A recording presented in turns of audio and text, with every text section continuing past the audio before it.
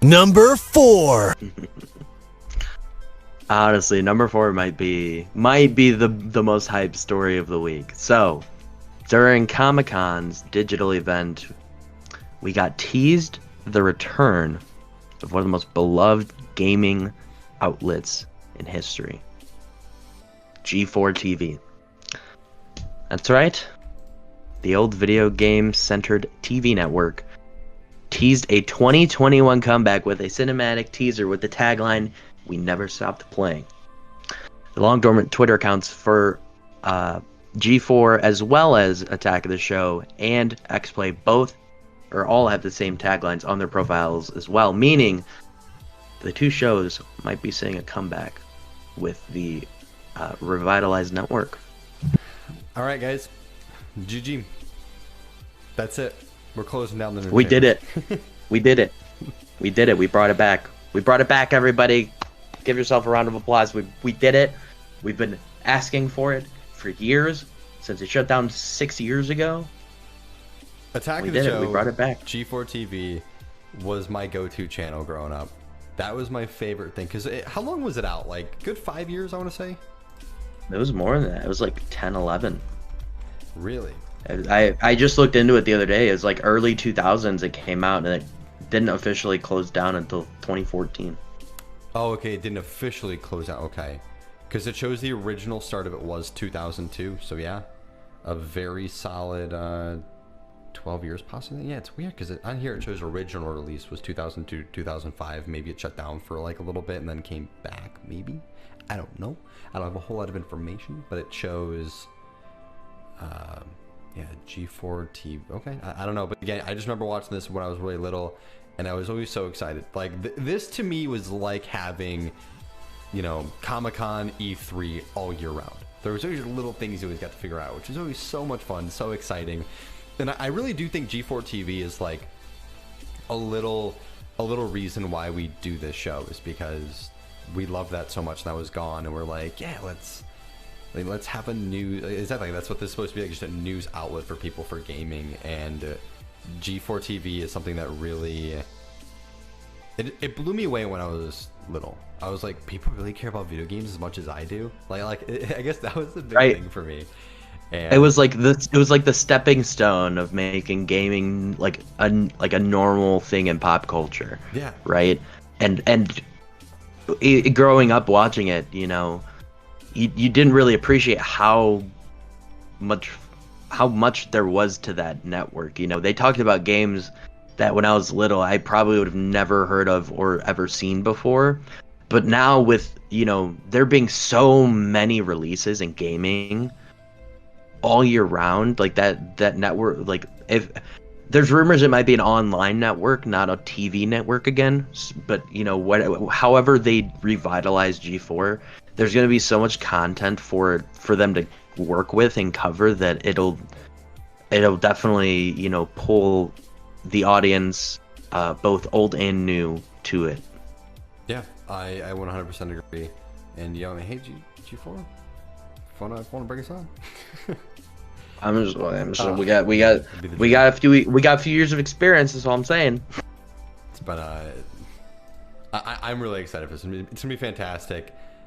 And then from there, we'll go ahead and move on to our big story this week. The really big one, the one we teased at the start of the show, and then it's going to be 4. Number 5.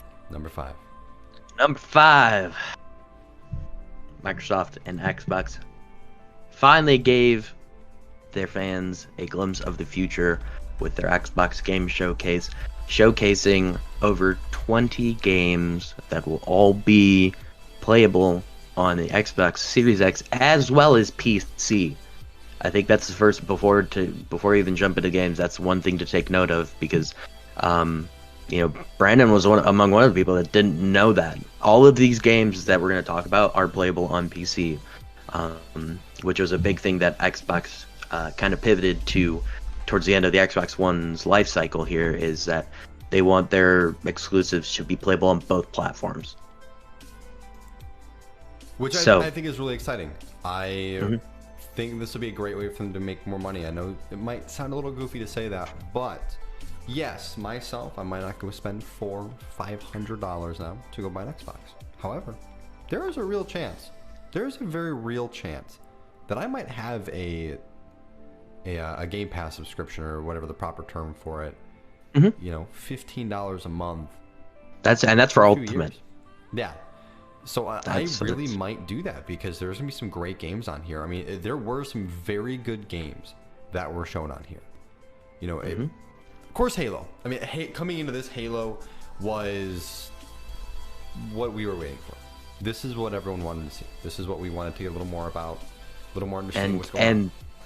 And they went bold. They said, "We know you guys want Halo. We're gonna kick off this show with Halo," which was huge. Which is bold in the sense that, you know, you could have a large amount of your audience just leave after that. They're like, "Got what we want. We're done. We're out. We don't care about the rest." Yeah.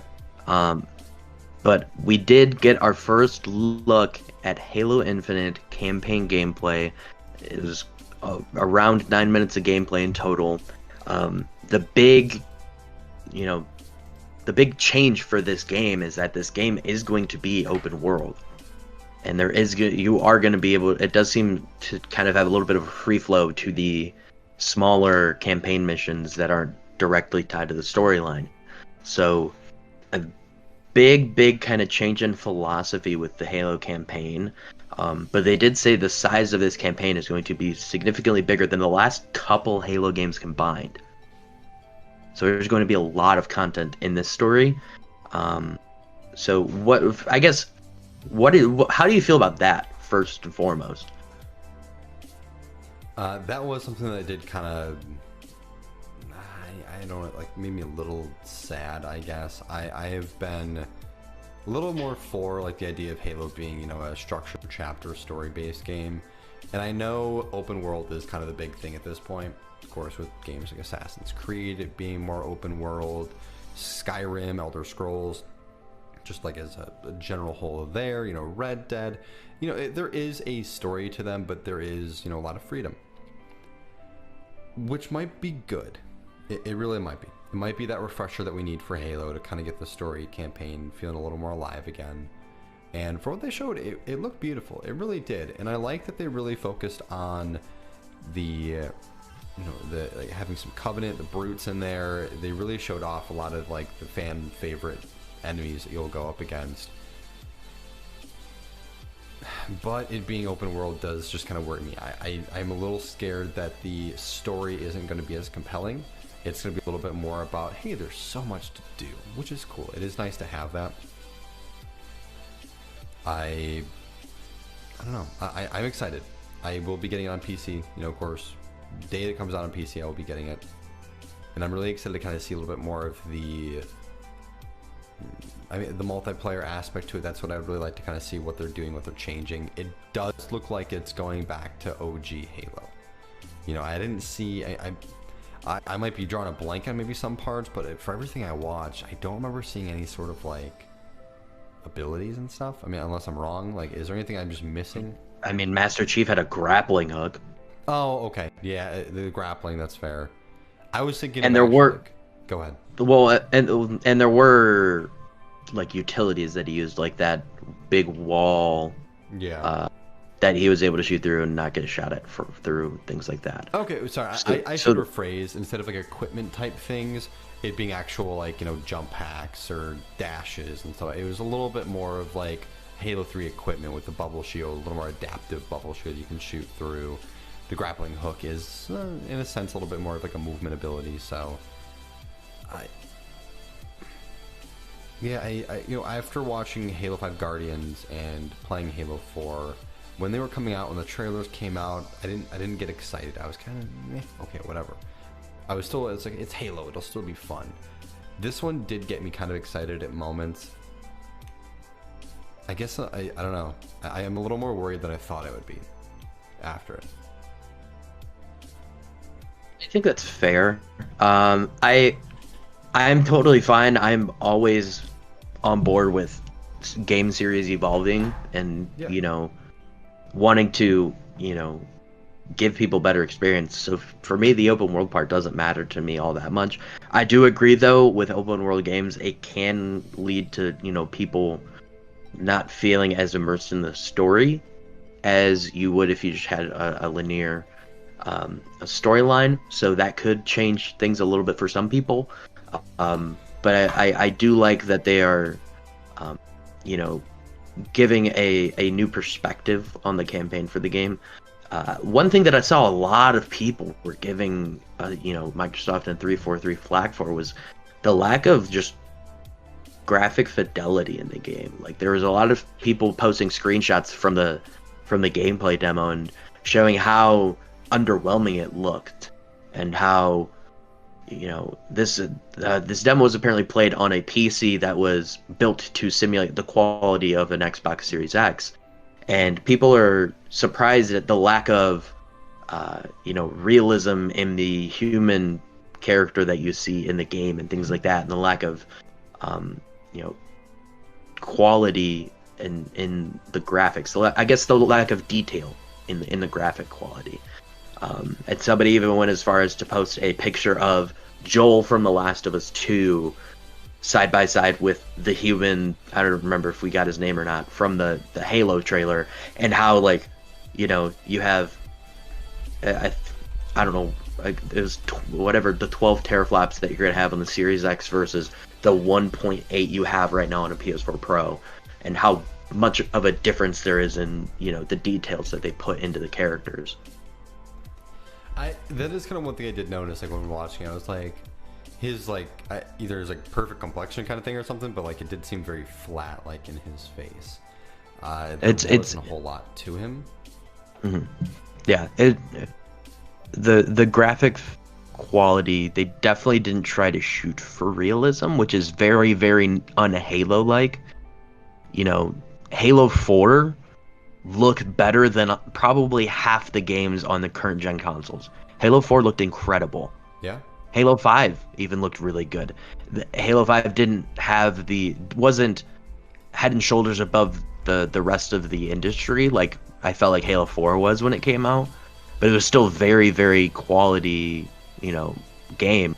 Whereas now it feels like and I'm sure this has to do with them expanding the scale of the game, but they've kind of scaled back on pushing, the boundaries of the systems like they used to. I will agree.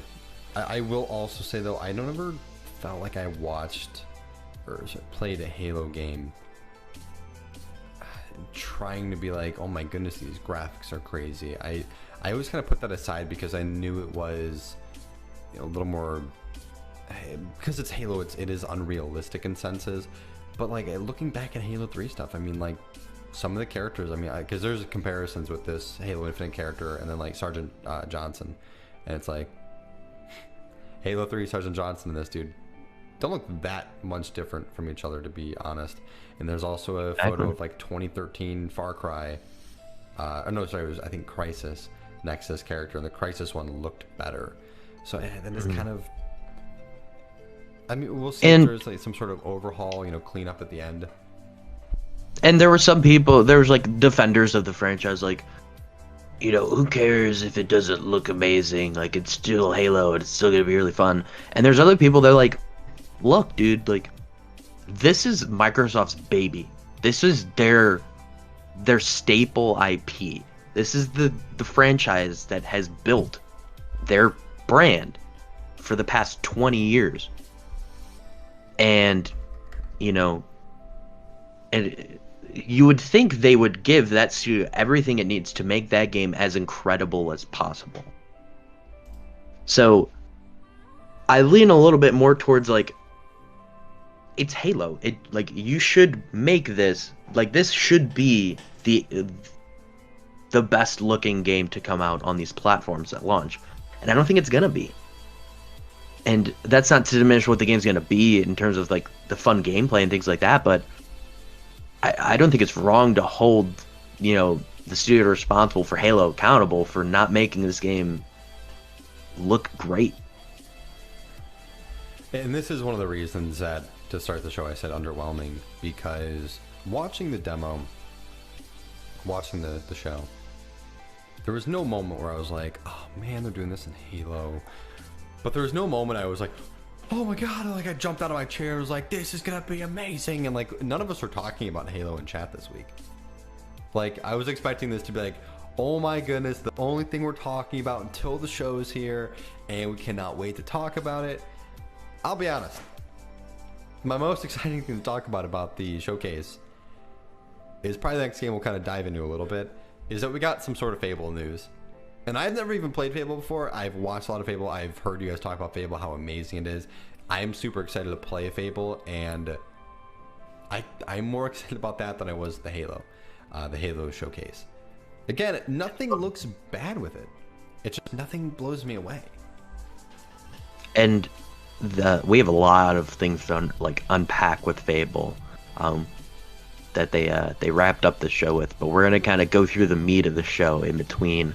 Talk about the little things. The second game that they talked about, actually, I was actually really happy to see, because it's a franchise that I like, and I'm looking forward to, now that I have a PC that can play these games well, I'm looking forward to getting into it. And that's that they announced a State of Decay 3. Only 2 or 3 years after the game, the second one launched, which is really awesome. Gave a really, really, really good looking cinematic trailer for the game. Honestly, I wasn't expecting it at all. I wasn't expecting it to be a State of Decay. I was like, new IP zombie game? But no, State of Decay 3, and it looks really, really cool.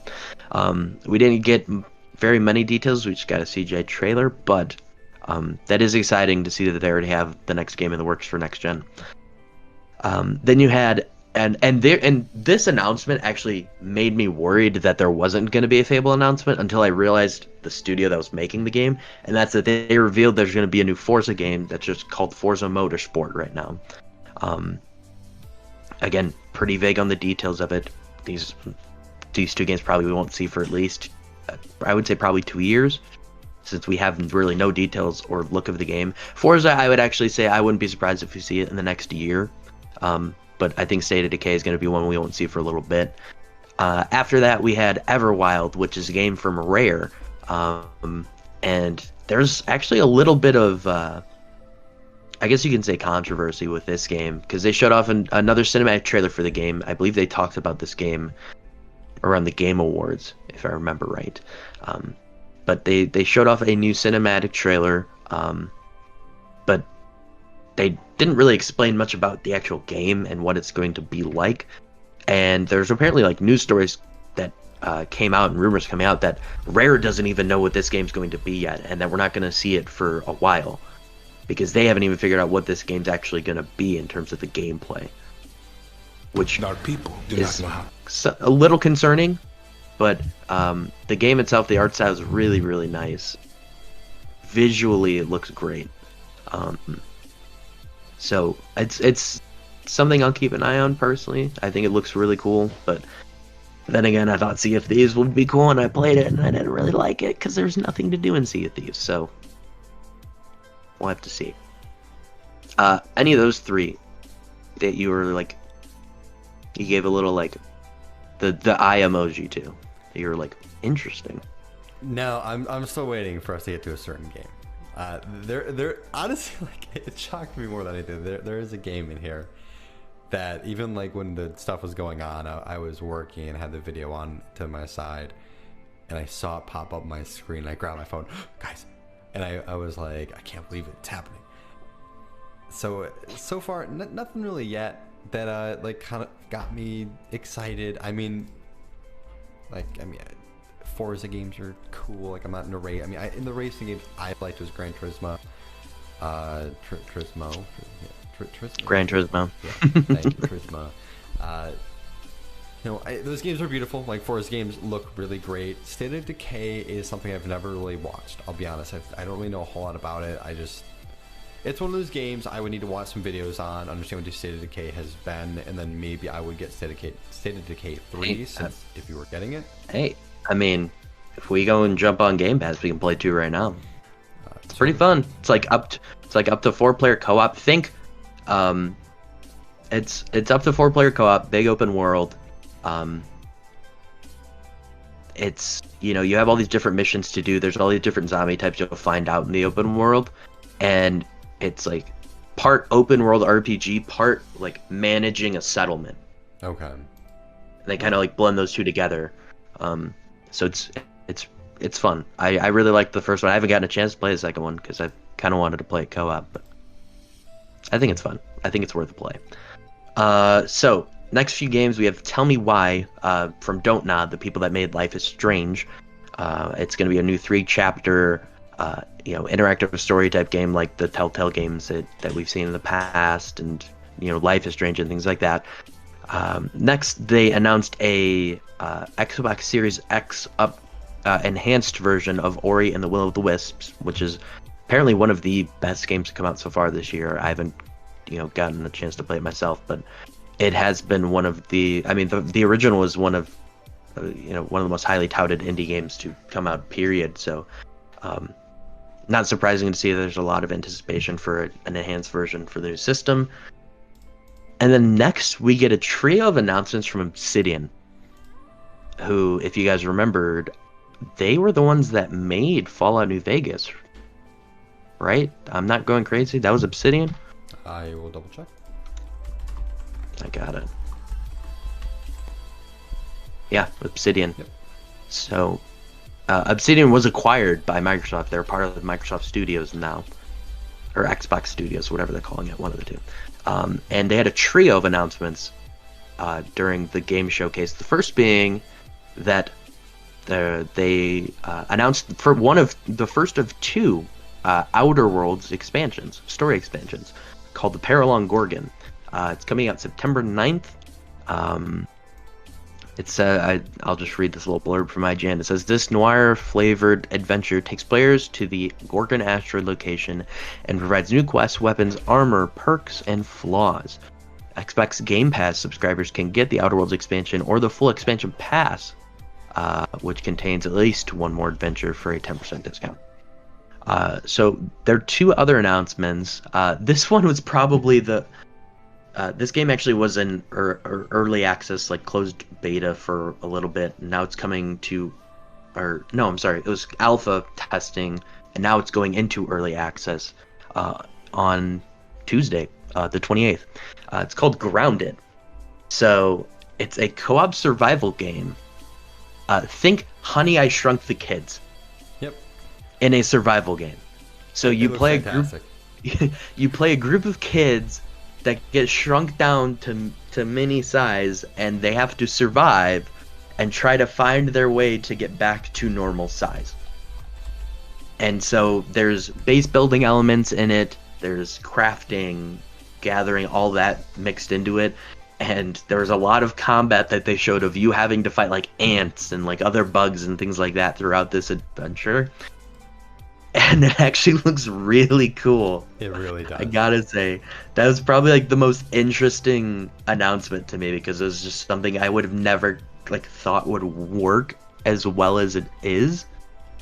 But I gotta say, Grounded actually looks really cool. For how many different elements are to this game is what kind of was getting me excited. There is really a lot to do, it seems, and again, like the base building, the crafting aspect, definitely kind of bring on that extra layer that I think this game would need, and it does look really enjoyable. I'm happily surprised while watching this event of, okay, wow, like I've never even heard of this game before, and this looks like it could be an extremely exciting game. So I'm gonna keep my eyes on Grounded, and I could definitely see myself getting it. And the last of the trio of announcements from Obsidian, this was the biggest one. This game might have been the talk of the show. A lot of people have been really hyping up this announcement since it came out, and that's a game called Avowed. So it's a big first-person RPG set in the fantasy world of Aora, which was actually, for those of you that have ever played Pillars of Eternity, this game is going to be taking place in that same universe or world.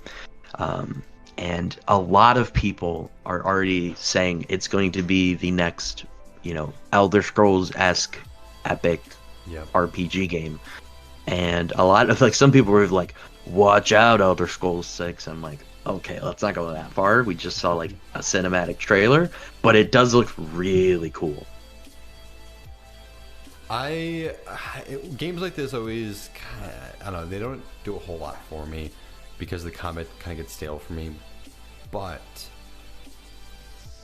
I was probably more interested in this game just for like the little, you know, cinematic we've gotten and just some of like the screenshots and other things I've looked up with this game than I have been with Elder Scrolls or game. I mean, Dark Souls is different, but I always kind of just clump those two together because they're kind of like those slasher game, or, you know, hack and slash fantasy based games. So it'll be interesting to kind of see what we get a little bit more out of it. You know, what is going to be kind of the like this game's important aspect is going to be like how difficult it is. It'd be about the loot, the story, the world, the build, like the world building to it. You know, what is going to be kind of the big parts to it. I'm kind of excited to see a little bit more about this game. For me, like I kind of got sold on it and I've never really cared for doing magic stuff in Elder Scrolls games, but when he's walking in that cave with a sword, and then you see his like an enemy coming, and his hand just like starts to lighten up with some spell. I'm like, okay, that looks sick. I'm in. Yeah, this game definitely will be very visually pleasing, I believe, because something that does kind of push me off Elder Scrolls is, I mean, again, I like, oh my goodness, who makes Fallout games? I can't even think right now. Bethesda. I really love Bethesda, but the graphics aren't that great. And this looks like it could be kind of the elevated graphics of an Elder Scrolls type game. Don't get me wrong, Elder Scrolls 6 might be at a completely different world, completely different level. Unreal Engine 5, crazy stuff that they might be doing. So we'll definitely see. However, though, this game is definitely what I've always kind of wanted those graphics to look like, for just, again, little snippets of visual stuff that we've seen through screenshots and stuff like that. Yeah, definitely probably the bigger surprise of the show. So once Obsidian wrapped up their little portion of the show, they went over some of the kind of the like not smaller, but like in more indie studios that they've acquired and their, you know, games that they're working on. So just going through them, a game called As Dusk Falls got announced. It's a studio from a new studio from one of the lead designers of Quantic Dream, which are the people that made Heavy Rain, Detroit Become Human, those games. And it's going to be an interactive, you know, narrative-based drama that spans multiple generations, apparently. It looks very interesting. The art style is very cool and interesting as well. It's, you know, it's one of those things where it's more of, if you're into the interactive narratives, like a Detroit Become Human, like a Until Dawn, it's definitely up your alley. Going through the next couple games, there was Senwa's Saga Hellblade 2. That they didn't really show off anything new with the game. They just kind of explained how they developed the setting of the game, and they actually, you know, went to Iceland and helped digitally render actual places in Iceland for the game, which sounds actually really cool because Iceland's a beautiful country. Then you had Psychonauts 2 got a new trailer. They actually showed that they've actually been working with Jack Black as one of the voices of the game, which is really cool. Then they announced that the next Destiny 2 expansion, Beyond Light, is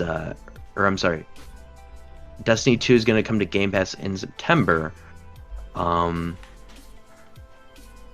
it says here, which will give subscribers access to all standard edition versions of every Destiny 2 expansion so far. It says when Destiny 2 Beyond Light goes live in November, the standard edition of Beyond Light will be included in Game Pass. So you're going to play every single piece of Destiny with Game Pass, which is... It's pretty worth. Ridiculous. Yeah. I don't understand how they make this work. Like, there's no... Like, how are you making money, bro? I don't get it. Okay, so... The next game's going to kind of roll through here. Stalker 2 got revealed as a console launch exclusive for the Xbox Series X.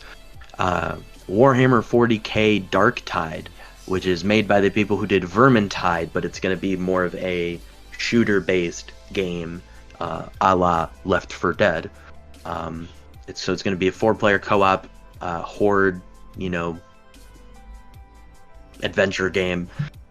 Then they announced a new version of Tetris Effect.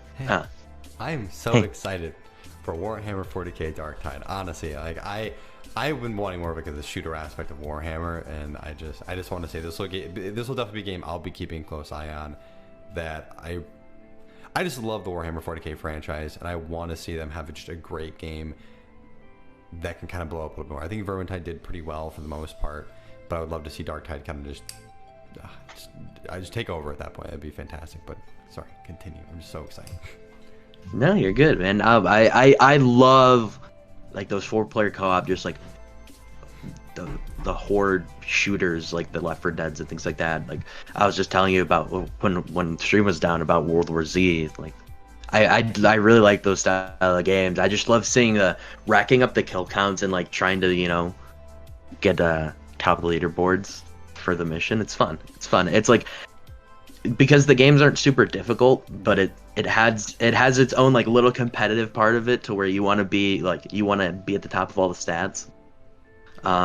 So kind of going through the next couple, Tetris Effect got a Xbox Series X I guess enhanced version for it. New game called The Gunk, which is made by the creators of SteamWorld. It's a new 3D action adventure game. A lot of platforming and puzzler elements to it. You had The Medium, which is their horror game that they gave a new trailer and gameplay for. Phantasy Star Online 2 is getting a new enhanced edition for Xbox Series X in 2021. So if you enjoy the MMO, you'll be able to enjoy it on Series X and I believe PC as well.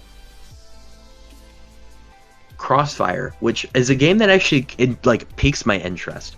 It was previously only PC game, and they brought it to Xbox a couple months ago, and they showed off a cinematic trailer for the campaign for the game, and the campaign actually looks really cool. So apparently the campaign's actually even being developed by Remedy, the people that made Control and Alan Wake, two very, very good narrative-driven games. So that one actually kind of piqued my interest a little bit, because it was kind of pegged as just this online, competitive first-person shooter, but now they're adding this really cool story element to it. And I gotta say, it gives me like Black Ops vibes, like those Black Ops Modern Warfare, like good Call of Duty campaign vibes. So it's actually it's something to look out for. And Brandon, hey, the announcement I've been waiting for a very long time. They finally announced that Fable, the next game in the Fable franchise, exists. And the reason I had to word it like that is because there are rumors floating about from insiders in the industry that this is not Fable 4. This is an MMO based in the Fable universe. That just sounds perfect. For like the different things you could do in Fable, for again what I've talked to you guys with, putting that into an MMO is, to me, like when you guys talk about Fable, like the one thing that to me it's missing is just the online aspect. And now being able to put this into an MMO is going to be incredible. Now, when is it going to come out? We don't know. Realistically, for an MMO like Fable, like for a Fable MMO to come out, I'm going to probably expect like 2023, 2025 somewhere. Like MMOs take so long to be made. For all we know, they've been working on it for 2-3 years now, but we'll see. Yeah, I saw the primary speculation is showing like 2022 for Fable. Okay. But it's something we'll have to wait and see on. We didn't get any, actual game footage. We just got an announcement cinematic for it, but it was in the most Fable way possible. If you ever, saw Fable 2 or Fable 1, actually, I think all 3 Fables had this. Something is happening in the trailer, and it's just like showing something in, out in the wilderness, and then an animal just comes in, ruins somebody's day. In this case, it was a little fairy or pixie getting eaten by a giant bullfrog. So classic Fable cinematic trailer. But whatever this game ends up being, whether it is Fable 4 or an MMO, I'm just happy to see it back. If they do go the MMO route, I'm just curious if they're going to be able to keep the essence of Fable 2 and Fable 3, where it's like you can own every single thing in the world pretty much in terms of like the buildings and making income off those buildings and doing all this. And, will they incorporate, the part of Fable 3 where you're the king and you run everything? So will they have that sort of aspect like how Elder Scrolls Online has, you can be the emperor by doing the online competitive stuff? Or is it going to be, a little bit simplified, like players can invest in shops and earn money? Or is it, I don't know. I'm curious. There's so many, things that I have like going through my head as I think of a Fable MMO. Yeah. That I'm just curious as to where they would go with it. But I'm just happy we know it's real. It is being made by Playground Games for a long time. I've made a game like this before. But we also got Horizon Zero Dawn from a studio that had only made a first-person shooter in Guerrilla Games and Killzone. So it's not like it's something that would be, out of the realm of possibility for them to do and do really well. But it's just very interesting to see a racer studio turning into a Fable studio. It's going to be a very exciting journey. I am really excited to kind of see what we'll get from it, what news we'll kind of see in the next few months, maybe a couple of years. A lot of fun. Alright, so all in all, Brandon, explain your underwhelmed a little bit more. The underwhelmed was a little bit of the fact of we didn't get anything about Fable outside of that it's happening. I would have liked a confirmation at the event. Yes, this is going to be Fable the MMO, or here's a little gameplay, here's this or that, just a little something to understand what is going to be Fable. Halo, as we kind of mentioned before, graphically didn't blow me away. Nothing in the reveal did I jump out of my chair, freak out, all of us talking about it all week with each other. It was a very okay, nothing disappointed me, but nothing really kind of got me excited was the other issue. I mean, yes, Halo's happening. That's awesome. I'm excited for that aspect. And then it's just kind of weird to say, I think one of the games I was most excited about outside of 40K, and again, don't know anything about it really, gameplay wise, just kind of that it's happening, was Grounded. And I didn't even know about that game until the event. So it does kind of say a little something to me that it was none of the huge games, Halo, Fable, Forza for me, I just can't get into myself. So I don't know. I mean, for big events, I mean, even the Sony event, for, the PlayStation news, we were talking about Spider-Man the whole week. We were talking about PlayStation, Spider-Man. This event happened. We talked about it for a few hours, in our group chats and stuff. We even said a word about it. Since Tuesday? Well, sorry, the event was Thursday. Yeah, since Thursday. We didn't really talk about it Friday or Saturday at all. So when an event shocks me and surprises me, we talk about it all week. I mean, we're always gaming together. We have 2 or 3 group chats we're all in practically that no one was talking about it. So it was a little underwhelming. So the reason I say intrigued is because one, Fable's back, baby. We're back, we're running it. That's huge for me. I literally said, if they announce a Fable for the Xbox, take my money. And when Fable comes out, Xbox is gonna take my money. Unless it goes the MMO route, then in that case I might go PC on it. I might. We'll see. Yeah. A lot of variables. Would. Yeah, that's fair. A lot of variables to that one. But I think the thing that, the reason I say intrigued with this is that with the PlayStation, you know, showcase, we did see a lot of games. We saw, I think, more games, a few more games in PlayStations than we saw in Microsoft. Both showed off a lot of stuff, but that's kind of beside the point. But PS4, it felt like there was a lot of just like filler games, like games that, you know, aren't really backed that much by Sony.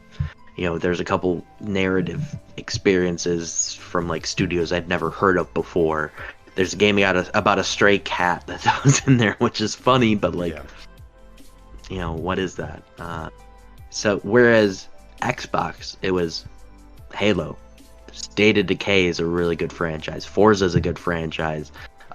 You know, Everwild from Rare, who's one of the longest running studios out there.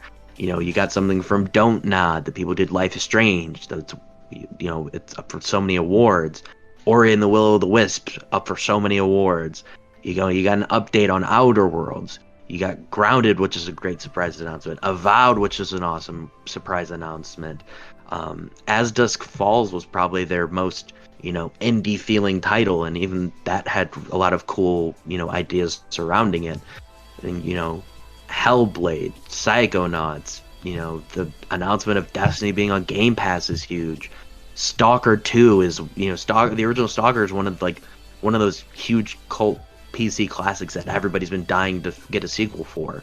To your point, Warhammer, you know, all of these games, like, they're almost every game they announced felt like it had a lot of weight and excitement to it. Whereas the PlayStation show, there was a lot of games I'm like, okay, can we get to the next thing? Like, even that new IP that they announced, I don't even remember what it was called, but it was sort of like Hellblade, but a futuristic setting. It was like Eternum or something like that.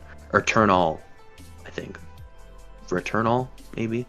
Anyways, like, there was nothing that I was like, man, that was hype. Like, for me, like, we knew Miles Morales, or we knew a new Spider-Man was coming. We knew a new Horizon Zero Dawn was coming.